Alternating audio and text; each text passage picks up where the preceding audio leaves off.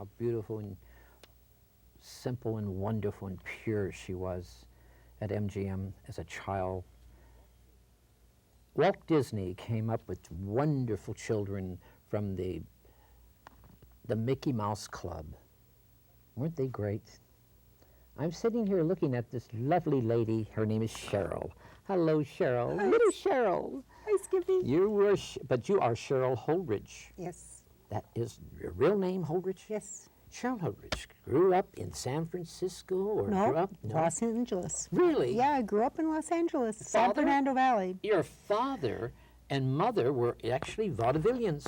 Daddy was a retired general. Mommy was a vaudevillian and worked as a comedy dancer with the Ziegfeld Follies. A comedy dancer. Yeah, comedy routine. She Like- wasn't a leggy girl. Knockabout type of thing, was yeah, it? Comedy she- knockabout? Yeah, Uh-huh. absolutely.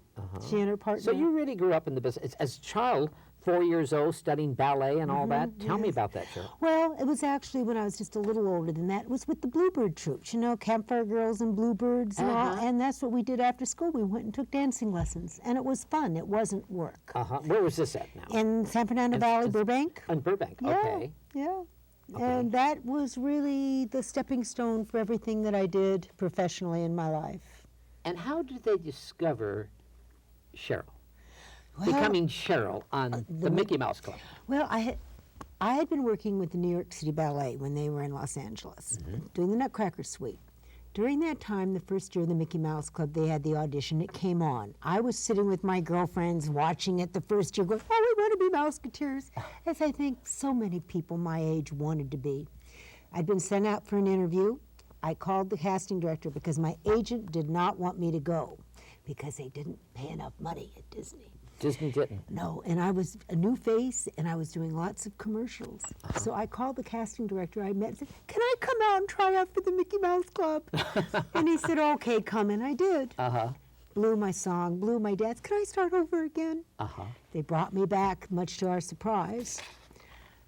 And I blew it again. But being a daughter of a general and a Southern lady, I was taught to say yes, sir, no, sir, to shake hands. And on these auditions was a semicircle.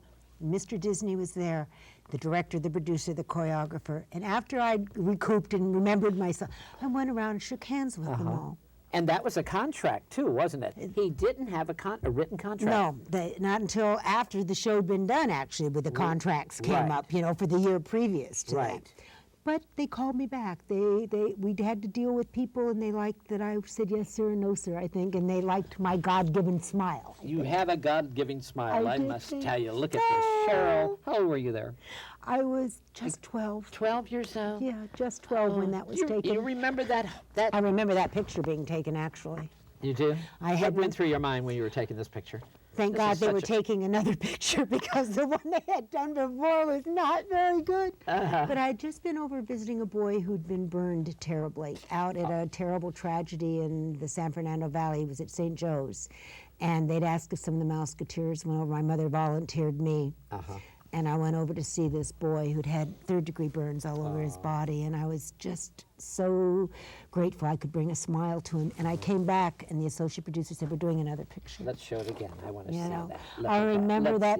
Look how sweet. Tell me, the Mickey Mouse kids, they all did great things, didn't they? We all have kept true to the club, I believe, you know, and to the principles. When you say true to the club, what do you mean by that? You know, Jimmy Dodd was our mentor. He was our spiritual person on that show. He did all those little ditties about do unto others and be good to the underdog and keep trying even though you're not the prettiest or the best. If you do your best, you're going to be okay.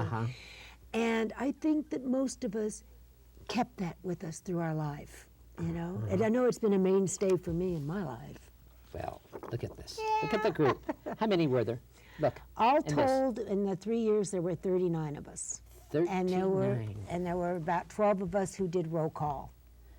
And that's when we come out in the beginning of the show and go, Cheryl, Annette, Bobby, I want to show this Tommy. clip. I want to show this clip so the audience can remember, go back just a clip, okay? Real quick. Let's see this clip, okay?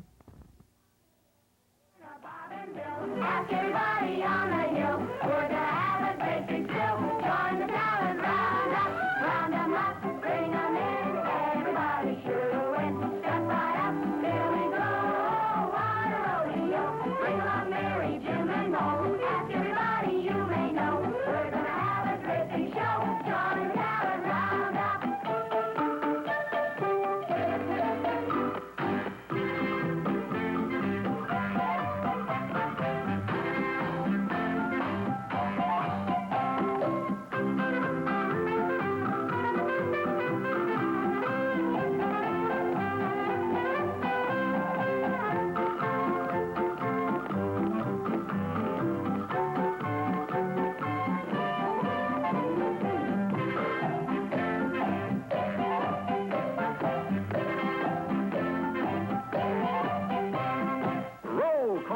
Mouse compartments count off now.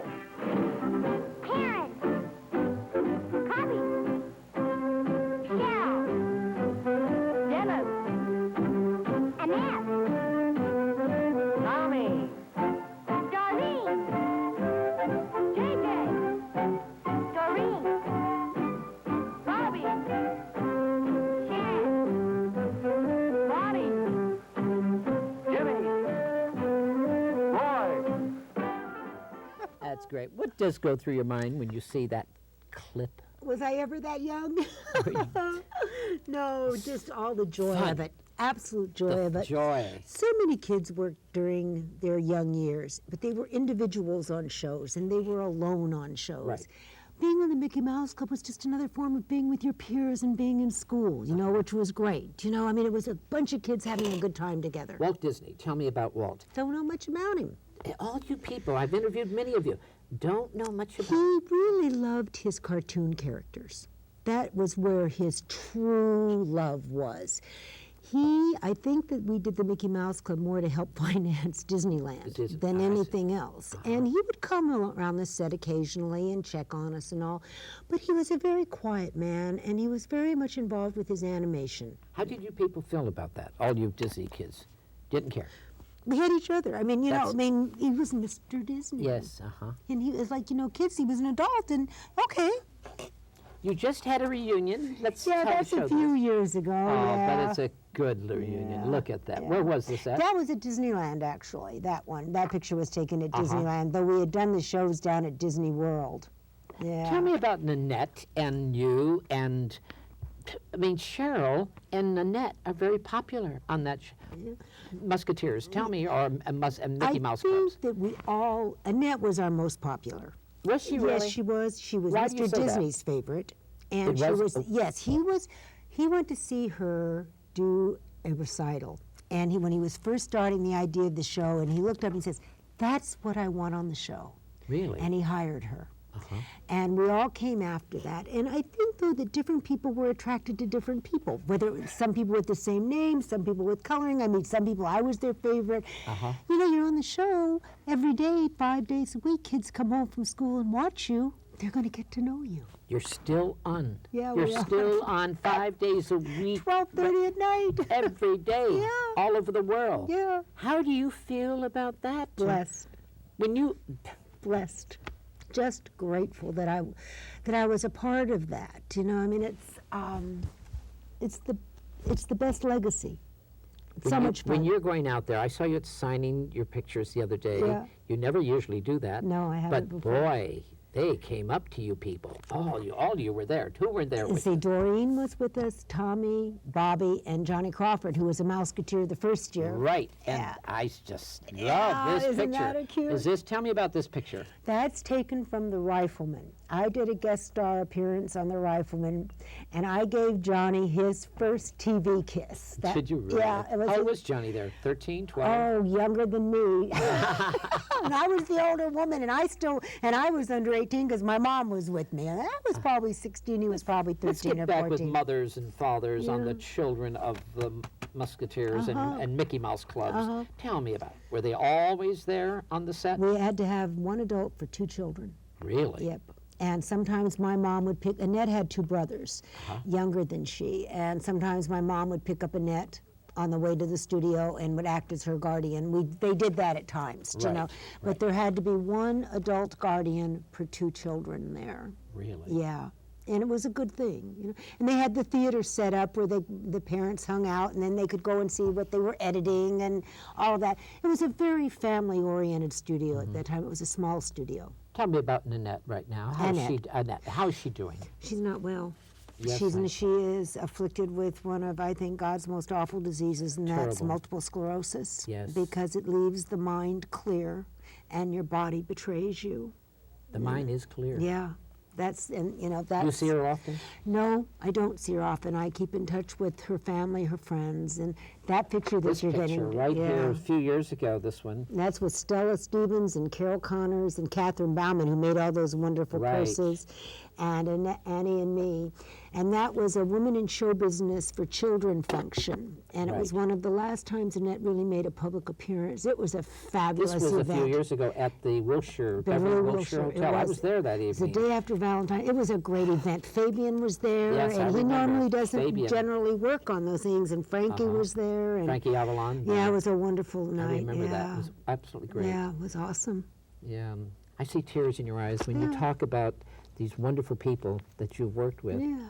But you're very Blessed. close. Yeah. But you're still I close. think when children go through puberty together, you know, Yes. and you live with one another, we've been godparents, we've been to each other's weddings, to their parents' funerals, you know, I mean, it's wherever we may be, you know. How many years were you on the show, I was Cheryl? on it for 2 seasons. 2 seasons, but it Yeah, seems and then we came in a half longer. year. Oh, they had it first run for from 55 to 59. I came on in 56. And then they reran it through the 60s, Right. again in the 70s, then on cable in the 80s, and again on the 90s, and now at night. Cheryl's name is Cheryl on that Yeah, show. it is. Annette. Yes. And Daryl is Daryl. Well, most of these kids, Bobby, that's his real name, Bobby. and Sherry and Sharon and Lonnie and Tommy and Bobby Doreen, they all are, This is the picture. Look at that. I That's- love it. Can we? That's that's Annette, Doreen. and you. Yes. At that affair. No, actually, was a this different was one? a surprise birthday Oh, that's right, party she had a that different I outfit. gave for Annette up at my Did you? house in Beverly Hills. She thought it was my mother's birthday because they're very close, and it was just for the Mouseketeers and parents, and it was just her family, and she thought it was for my mom, and she walked in, and it was just this wonderful surprise party. It was the same year as we did this reunion. You did a lot of guest appearances on television did. when you grew up. I did. Leave It to Beaver, too. Lots of those. Tell me about Leave It to Beaver. Loved it. Tortured Tony Dow. Tortured. I was always the girl next door that, you know, there was one show where he had a pug nose and he wore this thing to make his nose smaller. I fell in love with another boy and it had a mustache. He grew a mustache, so he put a false one on. Right. And we had a wonderful time. I loved working on that show with Jerry and Tony. It was great. And Barbara Billingsley, of course, is just Always wonderful. work with some wholesome people, wholesome Yeah. shows. Well, that was the Reed. era. What do you think about television right now? Isn't this awful? Don't watch much. You don't? No. Then you'll be ashamed of yourself. You would be frightened of fighting. Well, I mean, I see it because I like to see what's going on, and I've always thought that mystery in life was better than just having it right out there. Absolutely, absolutely. But you know, times have changed. The immediacy of the internet, the immediacy of television. When you look back when I was doing television, Right. it was even before the Vietnam War. And then the Vietnam War came, innocence. and we were getting it like 3 days delayed. Yeah. And it wasn't that immediacy. Today, I mean, when we had the Gulf War, I mean, we were watching it like we were watching a television show. Right. That affects us. And on some primal level, it affects us in how we deal with, you know, I don't understand it, but then again, you know, I don't produce, so hoping.